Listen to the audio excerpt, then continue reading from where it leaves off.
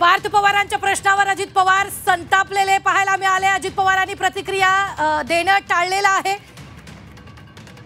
पार्थ पवारांवर हा आरोप झाल्यानंतर यावेळी पत्रकारांनी त्यांना प्रश्न विचारला। अजित पवारांनी प्रतिक्रिया देणं टाळल्याचं पाहायला मिळतंय।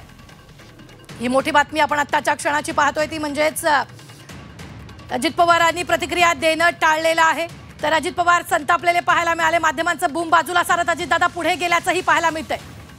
पुढे पुढे चला पुढे गेले बघा चला पुढे चला दादा दादा दादा पार्थ पवारांचा दादा पुढे पुढे चला पुढे गेले बघा चला पुढे चला दादा दादा दादा पार्थ पवारांचा दादा पुढे पुढे चला पुढे गेले बघा चला पुढे चला दादा दादा दादा पार्थ पवारांचा दादा पुढे पुढे चला पुढे गेले बघा चला पुढे चला दादा दादा दादा पार्थ पवारांचा दादा पुढे पुढे चला पुढे गेले बघा चला पुढे चला दादा दादा दादा पार्थ पवारांचा दादा पुढे पुढे चला पुढे गेले बघा चला पुढे चला दादा। ही दृश्य आपण पाहतोय। अजित पवार आल्यानंतर लगेचच पत्रकारांनी झी24 तास मुळात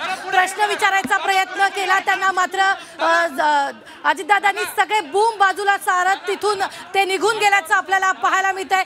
माध्यमांना यावेळी त्यांनी प्रतिक्रिया देणं टाळल्याचंही आपल्याला पाहायला मिळतंय। या संदर्भात ताजे अपडेट देत आहेत आपले प्रतिनिधी ओम। ओम, नेमकं काय घडलं? अजितदादा तिथे पोहोचले, तुम्ही प्रश्न विचारला, नेमकं काय घडलं?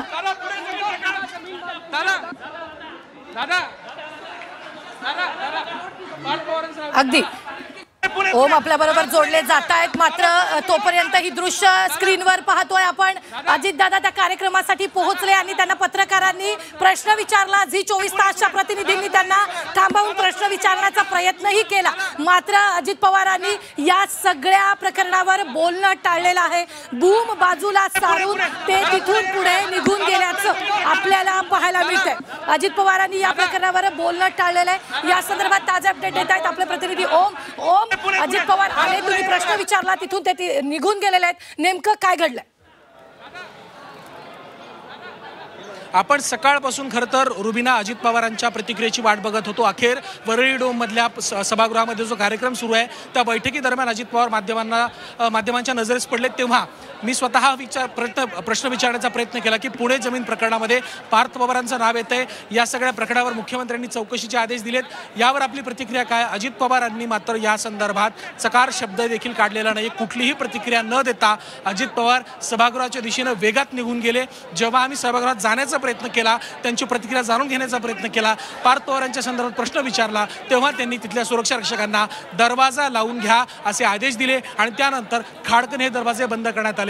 मुळामध्ये एवढ्या सगळ्या मोठ्या प्रमाणामध्ये झी24 तासच्या बातमीनंतर राज्यात भूकंप झालेला असताना, प्रशासकीय पातळीवरती अधिकाऱ्यांच्या निलंबनाची कारवाई होत असताना, मुख्यमंत्र्यांनी आदेश दिलेले असताना राज्याचे उपमुख्यमंत्री आणि ज्या व्यक्तीच्या संदर्भात हे आरोप होत आहेत त्या पार्थ अजित पवार यांचे वडील अजित पवार हे मात्र या प्रकरणात कुठलीही प्रतिक्रिया देत नाहीयेत। नेमकं कारण काय? या संदर्भात खरंच काही गैरव्यवहार झालाय का अशा शंका आता या निमित्तानं पुन्हा एकदा अजित पवारांनी जे मौन बाळगले त्यामुळे निर्माण होताना पाहायला मिळतात।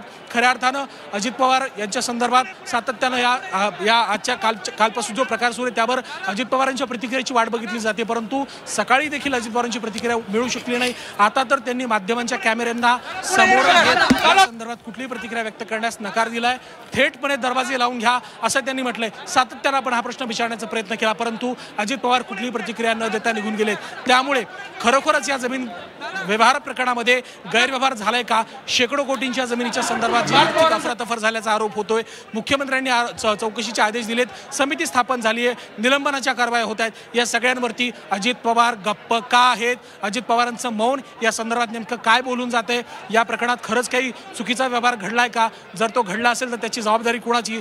पार्थ अजित पवार यांची या सगळ्या व्यवहारामध्ये नेमकी भूमिका काय, यासारखे अनेक प्रश्न आता पुन्हा एकदा अजित पवारांच्या या मौनामुळे, अजित पवारांनी कुठलीही प्रतिक्रिया न दिल्यामुळे पुन्हा एकदा उभे राहत आहेत. या प्रकरणात अजित पवारांची नेमकी भूमिका काय. अजित पवार हे पार्थ पवारांचे वडील देखील आहेत, त्यामुळे वडील या नात्यानं आणि राज्याचे उपमुख्यमंत्री अर्थात ज्या कॅबिनेट कमिटीसमोर मुद्रांक शुल्क माफ करण्याचा प्रस्ताव जातो त्या समितीचे सदस्य, अशा अनेक अर्थांनी अजित पवारांचा यामध्ये राजकीयदृष्ट्या आणि प्रशासकीय पातळ्यांवरती एक महत्त्वाचं स्थान असताना सुद्धा अजित पवारांनी साधलेलं मौन, अजित पवारांनी चुप्प बसणं, गप्प बसणं, कुठलीही प्रतिक्रिया न देणं हे खूप काही बोलून जाते. त्यामुळे अजित पवारांच्या या मौनाचा अर्थ काय, या सगळ्या कारवाईवरती अजित पवार नाराज आहेत का, किंवा या प्रकरणात ते कधीपर्यंत आपली भूमिका स्पष्ट करतात हे देखील पाहणं महत्त्वाचं असणार आहे. तुर्तास तरी प्रशासकीय पातळीवरती या सगळ्या बातमीमुळे, झी 24 तासच्या या पवित्र्यामुळे मोठा भूकंप झाल्याचं पाहायला मिळतंय. अधिकाऱ्यांवर सातत्यानं तडकाफडकी कारवाया केल्या जात आहेत, परंतु राज्याचे उपमुख्यमंत्री, राष्ट्रवादी काँग्रेस पक्षाचे अध्यक्ष आणि पार्थ पवार यांचे वडील अजित पवार मात्र यांनी या प्रकरणावर अद्यापही चकार शब्द काढलेला नाही. अजित पवार आपलं मौन कधीपर्यंत बाळगतायत आणि केव्हा ते या प्रतिक्रिया या माध्यमांच्या समोर देत आहेत हे देखील पाहणं महत्त्वाचं असणार आहे. आणि त्या प्रतिक्रियेनंतरच खऱ्या अर्थाने या प्रकरणात नेमकं काय घडलंय, गैरव्यवहार झालाय का, आणि जर तो झाला असेल तर त्याची जबाबदारी कुणाची, या सगळ्या प्रश्नांची उत्तरं मिळतील. रोबिना. निश्चितच ओम, या दरम्यान जर आपण पाहिलं तर अजित पवारांनी माध्यमांशी बोलणं यावेळी टाळलेलं आहे. सगळ्यात महत्त्वाचं म्हणजे मुख्यमंत्र्यांनी एकीकडे चौकशीचे आदेश दिलेले आहेत आणि त्याप्रमाणे चौकशी सुरू झालेली असंही म्हणता येईल, कारण 3 मोठ्या कारवाया झालेल्या आहेत. दोन अधिकाऱ्यांचं निलंबन झालेलं आहे. तिसरं म्हणजे या सगळ्या प्रकरणाच्या व्यवहाराची जी ती तपासणी केली जाणार आहे. महानिरीक्षक या प्रकरणाचा सगळा तपास करणार आहेत. असं असतानाच अजित पवारांनी माध्यमांशी पूर्णपणे बोलणं टाळलेलं आहे. सगळ्यात महत्त्वाचा मुद्दा रुबीना तू उपस्थित केलास की या सगळ्या गोष्टी शासकीय पातळीवरती होताना, मुख्यमंत्र्यांच्या आदेशानंतर या प्रकरणामध्ये चौकशी सुरू झालेली असताना, चौकशीची घोषणा झालेली असताना, निलंबनाच्या कारवाया सुरू झालेल्या असताना, राज्याच्या सरकारमधला एक मोठा महत्त्वाचा व्यक्ती, राज्याचे उपमुख्यमंत्री म्हणून ज्यांनी अनेक वर्ष काम पाहिलं, ते अजूनही काम पाहतायत, ते अजित पवार या संदर्भात का गप्प बसलेत, नेमकं असं काय आहे या प्रकरणामध्ये की अजित पवारांना कुठलीही प्रतिक्रिया या संदर्भात द्यावीशी वाटत नाहीये का, हे प्रकरण अजित पवारांना महत्त्वाचं वाटत नाही का, या सगळ्या प्रकरणात झालेला शेकडो कोटींचा गैरव्यवहार अजित पवारांना महत्त्वाचा वाटत नाही का, या सगळ्या प्रकरणात झालेल्या अनियमिततांकडे अजित पवारांना दुर्लक्ष करायचे, सगळ्या प्रश्नांची उत्तरं अद्यापही मिळालेली नाही आहेत. अजित पवारांनी जर या सगळ्या संदर्भात एक छोटीशी प्रतिक्रिया जरी दिली असती तरी या सगळ्या प्रकरणात निर्माण झालेलं संशयाचं बळब हे दूर झालं असतं. अजित पवारांचे पुत्र पार्थ पवार यांच्या भोवती आरोपांची जी काही जंत्री निर्माण झाली आहे, ती सुद्धा आरोपांची जी काही मालिका आहे ती शांत व्हायला या प्रतिक्रियेमुळे मदत मिळाली असती. आणि सगळ्यात महत्त्वाचं म्हणजे राज्याच्या तिजोरीवरती जो काही भुर्दंड किंवा राज्याच्या तिजोरीचं जे काही नुकसान या सगळ्या प्रकरणामध्ये मुद्रांक शुल्क माफ करणं असेल किंवा इतरही महत्त्वाच्या गोष्टी असतील त्यामुळे झाले, त्या नुकसानी संदर्भात नेमकं अर्थमंत्र्यांना काय वाटतं, अर्थमंत्री या सगळ्या प्रकरणात किती गांभीर्यानं विचार करतायत, त्यांना महाराष्ट्राच्या तिजोरीबाबत किती गांभीर्य आहे, या सगळ्या गोष्टींची उत्तर मिळाली असती. परंतु अजित पवारांनी कुठलंही उत्तर देणं या वेळेला टाळलेलं आहे.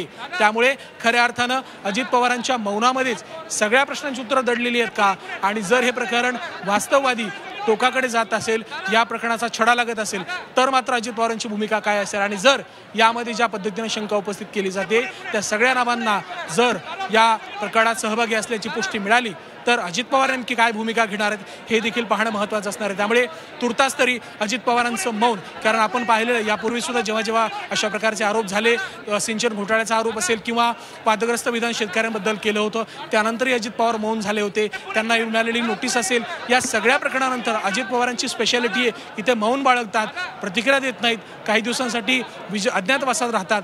या सगळ्या गोष्टी महाराष्ट्रानं कैक वेळेला पाहिलेल्या आहेत. त्यामुळे पुन्हा एकदा या सगळ्या गोष्टी महाराष्ट्राला पाहाव्या लागणार आहेत का, आणि अंतिम पार्थ अजित पवार यांच्या कंपनीशी संबंधित झालेला 40 एकर जमिनीच्या व्यवहाराचा मुद्दा निकाली निघतोय का, आणि या सगळ्या संदर्भात स्वतः उपमुख्यमंत्री आणि अर्थमंत्री अजित पवार काय प्रतिक्रिया देत आहेत पाहणं महत्त्वाचं असेल.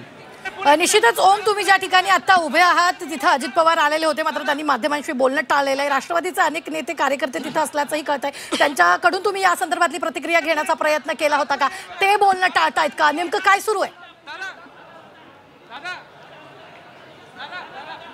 अगदी बरोबर आहे शुर्बिना. खरं तर आपण सकाळपासून या संदर्भात राष्ट्रवादीची नेमकी भूमिका काय हे जाणून घेण्याचा प्रयत्न करतो, परंतु कुठलाही नेता ऑन कॅमेरा येऊन भूमिका स्पष्ट करण्यास मनाई करतोय, नकार देतोय. राष्ट्रवादीच्या काही नेत्यांशी आपण संपर्क साधण्याचा प्रयत्न केला. काही नेते जे या ठिकाणी उपस्थित आहेत त्यांच्याशी सुद्धा आपण प्रतिक्रिया साधण्याचा प्रयत्न केला, परंतु त्यापैकी कुणीही ऑन कॅमेरा येऊन प्रतिक्रिया देण्यास तयार नाहीये. ऑफ कॅमेरा लोक बोलतायत, चर्चा करतायत, परंतु सुनील तटकरे राष्ट्रवादीचे प्रदेश अध्यक्ष वगळता कुणीही या संदर्भात अधिकृतपणे प्रतिक्रिया दिलेली नाहीये. सुनील तटकरे यांनी दिलेली सुद्धा प्रतिक्रिया अतिशय प्राथमिक पातळीवरतीच होती की मला या प्रकरणाची माहिती नाहीये, मी या प्रकरणात माहिती घेऊन बोलतो. त्यांनी जेव्हा ही प्रतिक्रिया दिली तेव्हा राज्याच्या मुख्यमंत्र्यांनी या संदर्भात कारवाईचे आदेश दिलेले होते. त्यामुळे राष्ट्रवादी कुठेतरी डिफेन्सिव्ह मोडवरती आहे. राष्ट्रवादी या संदर्भात भूमिका स्पष्ट करत नाहीये. हेच या सगळ्या राष्ट्रवादी नेत्यांच्या आणि अजित पवारांच्या स्वतःच्या भूमिकेतून स्पष्ट होतंय. त्यामुळे राष्ट्रवादी आपलं मौन कधीपर्यंत बाळगतंय आणि या प्रकरणावर ते कधीपर्यंत भाष्य करतात, टिप्पणी करतात, कारण आरोप फार गंभीर आहेत. पार्थ पवार हे अजित पवारांचे पुत्र आहेत, राष्ट्रवादी काँग्रेसचे नेते आहेत आणि अजित पवारांचे पुत्र असण्याव्यतिरिक्त त्यांचं एक मोठं नाव सुद्धा आहे, कारण त्यांनी लोकसभेची निवडणूक सुद्धा लढवली होती, त्यांचा पराभव देखील झाला होता. त्यामुळे या सगळ्या कंगोरे हे सगळे कंगोरे लक्षात घेता, हे सगळे कनेक्शन्स लक्षात घेता अजित पवारांची भूमिका निश्चितच यात महत्त्वाची मानली जाईल. त्यामुळे अजित पवार कधीपर्यंत या सगळ्या संदर्भात भाष्य करतायत हे देखील पाहणं आपल्याला खऱ्या अर्थानं महत्त्वाचं असेल. निश्चितच पुन्हा एकदा ओम काही सेकंदांसाठी तुम्हाला थांबवते, मात्र तुम्ही स्क्रीनवर पाहू शकता यावेळी अजित पवारांनी या प्रकरणावर बोलणं टाळलेलं आहे. तुम्ही स्क्रीनवर पाहू शकता पत्रकारांनी त्यांना अडवण्याचा प्रयत्न केला, प्रश्न विचारले की नेमकं काय. यावेळी झी24 तासचे प्रतिनिधी तिथे होते उपस्थित, त्यांनी सुद्धा प्रश्न विचारण्याचा प्रयत्न केला, मात्र यावेळी आलेल्या अजित पवारांनी सगळे बूम बाजूला सारले आणि तिथून ते पुढे निघून गेल्याचं आपल्याला पाहायला मिळतंय. पत्रकारांची त्यांनी पूर्णपणे बोलणं टाळलेलं आहे. सकाळपासून झी24 तासचे प्रतिनिधी तिथे आहेत, त्यांच्या नेत्यांनी, त्यांच्या पक्षाच्या कार्यकर्त्यांनीही या प्रकरणी बोलणं टाळलेलं आहे. ऑन कॅमेरा कुठलेही प्रतिनिधी किंवा कार्यकर्ते या ठिकाणी बोलत नाही आहेत, मात्र स्वतः अजित पवार ज्यावेळी तिथं पोहोचले त्यांनी माध्यमांशी बोलणं टाळलेलं आहे आणि सिक्युरिटीला सांगून लागलीच दार बंद करून घ्यायला सांगितलेलं आहे आणि त्याचीच ही दृश्य देखील आपण सध्या स्क्रीनवर पाहतोय. या सगळ्या प्रकरणावर अजित पवारांनी बोलणं टाळलेलं आहे. प्रतिनिधींचे बूम बाजूला सारून ते तिथून पुढे निघून गेले. पुढे जाऊन त्यांनी सिक्युरिटीला दार बंद करून घ्यायला सांगितल्याचं आपल्याला पाहायला मिळतंय. ही सध्याची दृश्य आपण स्क्रीनवर पाहतोय. पुन्हा एकदा ओमकडे जाऊयात. ओम, आपण पाहिलेलं आहे की अजित पवारांनी पूर्णपणे मौन बाळगलेलं आहे, मात्र विरोधकांकडून या सगळ्या प्रकरणाची चौकशी करण्याची मागणी जोर धरू लागलेली आहे. 2 तासात दोघांचं निलंबन, कारवाईचे मुख्यमंत्र्यांनी दिलेले कारवाईचे आदेश, त्याप्रमाणे सुरू झालेली कारवाई.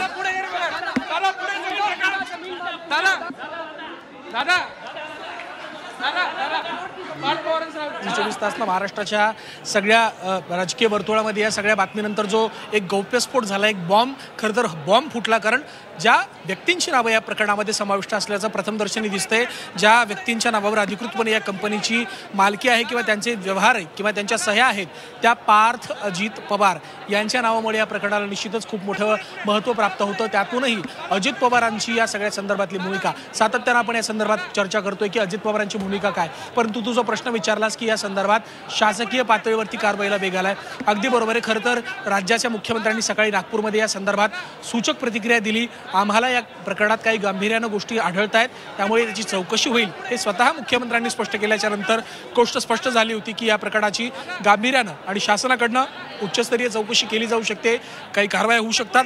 मात्र मुख्यमंत्र्यांच्या आदेशाच्या नंतर अवघ्या काही मिनिटांमध्ये या प्रकरणात कारवाईला सुरुवात देखील झाली. तहसीलदार सूर्यकांत येवळे यांचं निलंबन झालं, हवेली क्रमांक 4चे उपनिबंधक त्यांचं देखील निलंबन करण्यात आलं आणि तात्काळ प्रभावाने या सगळ्या व्यक्तींना आता पदावरून दूर केलं जाते. सगळ्यात महत्त्वाचा मुद्दा म्हणजे ज्या गोष्टीची आपण चर्चा कालपासून करतोय की या प्रकरणात अनेक बडे मासे गुंतल्याची देखील एक शक्यता नाकारता येत नाही. कारण सगळ्यात महत्त्वाचा मुद्दा पुण्यासारख्या, त्यातही पुण्यातल्या कोरेगाव पार्कसारख्या अत्यंत महत्त्वाच्या VVIP भागामध्ये 40 एकराचा भूखंड जर कुणाला 300 कोटी रुपयांमध्ये दिला जात असेल आणि त्या विक्री किमतीमध्ये जर मोठी तफावत आढळत असेल, त्यासोबतच त्याच्या मुद्रांक शुल्कामध्ये सुद्धा माफी दिली जात असेल आणि या सगळ्या संदर्भामध्ये प्रशासकीय पातळीवरील अधिकारी सहभागी असतील तर निश्चितच या प्रकरणाची चौकशी होणं क्रमप्राप्त होतं. मुख्यमंत्र्यांनी आदेश दिल्यानंतर कारवाईची चक्र फिरली, अधिकाऱ्यांवर कारवाईची सुरुवात झाली. मात्र अजित पवारांच्या प्रतिक्रियेची अद्यापही प्रतीक्षा होती. अजित पवार या सगळ्या संदर्भात नेमकी प्रतिक्रिया काय देतात, त्यांची भूमिका काय असणार आहे, किंवा या सगळ्या प्रकरणामध्ये अजित पवारांना नेमकं म्हणायचं काय हे पाहणं खूप महत्त्वाचं ठरत होतं. कारण केवळ हे पार्थ पवार नाही तर ते पार्थ अजित पवार आहेत आणि अजित पवार हे केवळ पार्थ पवार यांचे वडील नाही आहेत तर राज्याचे अर्थमंत्री आहेत आणि उपमुख्यमंत्री आहेत. त्यामुळे प्रकरण खूप गंभीर आहे. शासकीय पातळीवरची याची दखल घेण्यात आली आहे. केवळ मुख्यमंत्र्यांच्या समितीपुरतं हे मर्यादित नाही राहिलं तर त्या पलीकडे जाऊन मुद्रांक शुल्क विभाग असतील किंवा इतर विभाग असतील त्यांच्याकडनं सुद्धा या प्रकरणामध्ये चौकशीला सुरुवात करण्यात येणार आहे. अनेक महत्त्वाच्या अधिकाऱ्यांच्या माध्यमातून चौकशीची सुरुवात होईल. अतिरिक्त मुख्य सचिव विकास खारगे यांच्या अध्यक्षतेखाली स्वतः मुख्यमंत्र्यांनी या समितीची स्थापना केली. त्यामुळे प्रकरण आता निश्चितच गंभीर वळणावर येऊन ठेपलंय.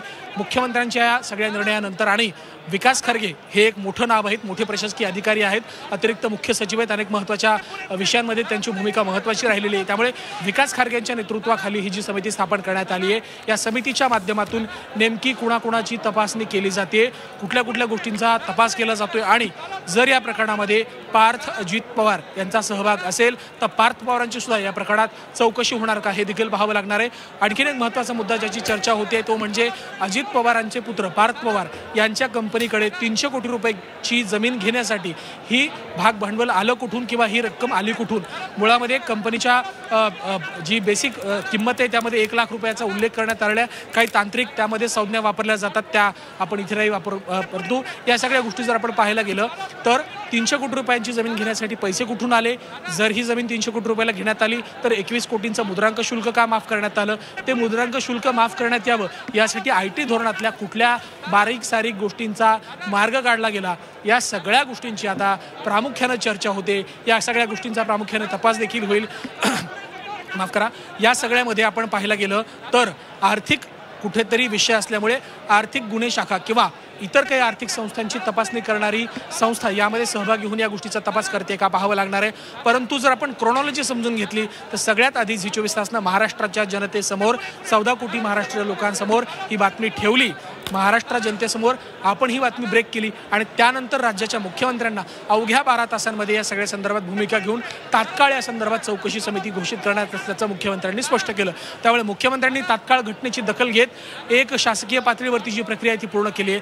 आता प्रतीक्षा आहे ती म्हणजे या प्रकरणात कुणाकुणाची कारवाई होणार, कुणाकुणावर कारवाई होणार, कुठले कुठले बडे मासे गळायला लागणार आणि पार्थ अजित पवार यांच्या सहभागाच्या अनुषंगानं नेमक्या काय काय घडामोडी घडतात आणि अजित पवार पार्थ पवार यांचे वडील राज्याचे उपमुख्यमंत्री आणि अर्थमंत्री यांची या प्रकरणात भूमिका काय असणार आहे, त्यांची भूमिका ते कधीपर्यंत मांडतायत हे देखील पाहणं खऱ्या अर्थानं खूप महत्त्वाचं आहे. निश्चित ओम काही सेकंदांसाठी पुन्हा एकदा थांबवते, मात्र पुन्हा एकदा एक नजर टाकूयात आज सकाळपासून नेमकं काय काय या प्रकरणात घडलेलं आहे. या प्रकरणी फडणवीसांनी चौकशीचे आदेश दिले सकाळी आणि त्यानंतर ताबडतोब चौकशी समिती यावेळी गठीत करण्यात आली. या सगळ्या प्रकरणात मुख्य सचिव विकास खारगे यांच्या अध्यक्षतेखाली चौकशी समिती स्थापन करण्यात आली आणि त्यानंतर तात्काळ पुणे तहसीलदार सूर्यकांत येवलेंचं निलंबन करण्यात आलं. ही पहिली मोठी कारवाई करण्यात आली. त्यानंतर लगेचच हवेली क्रमांक 3चे दुय्यम निबंधक यांचं निलंबन झालं. तर मुद्रांक शुल्क विभागाकडून स्वतंत्र चौकशी या सगळ्या प्रकरणाची सुरू करण्यात आली. आणि तिसरी महत्त्वाची बातमी म्हणजे या सगळ्यानंतर आता राजेंद्र मुठे या सगळ्या प्रकरणाची फाईल स्वतः तपासणार असल्याचंही कळतंय. तर या सगळ्यावर आता अंजली दमाने यांनी काय म्हटलेलं आहे पाहूया.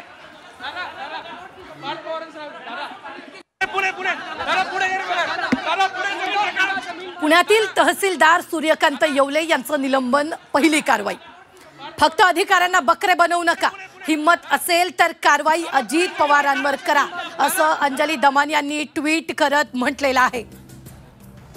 झी 24 तासनं बातमी लावून धरल्यानंतर काल संध्याकाळी 7 वाजता झी 24 तासनं बातमी दाखवलेली होती. त्यानंतर मोठ्या प्रमाणात विरोधकांनी या सगळ्या प्रकरणाच्या तपासणीची मागणी केलेली आहे आणि सखोल कारवाई या सगळ्यावर झाली पाहिजे अशी देखील मागणी केलेली आहे. त्यानंतर कारवाईला वेग आल्याचं पाहायला मिळतंय. या सगळ्यावर स्वतः अजित पवारांनी बोलणं टाळलेलं आहे तर दुसरीकडे मुख्यमंत्र्यांनी या सगळ्या प्रकरणाच्या चौकशीचेही आदेश दिलेले आहेत. आता नेमकं या प्रकरणात कोणकोणती मोठी नावं समोर येतात हे पाहणं महत्त्वाचंच असताना या सगळ्या प्रकरणाच्या फाईलची देखील तपासणी होणार असल्याचं कळतंय. राजेंद्र मुठे हे स्वतः या सगळ्या फाईलची तपासणी करणार आहेत. 3 मोठ्या अपडेट जे आहेत त्या या प्रकरणी आलेल्या आहेत. ओम, आपले प्रतिनिधी आपल्या सोबत आहेत. ओम,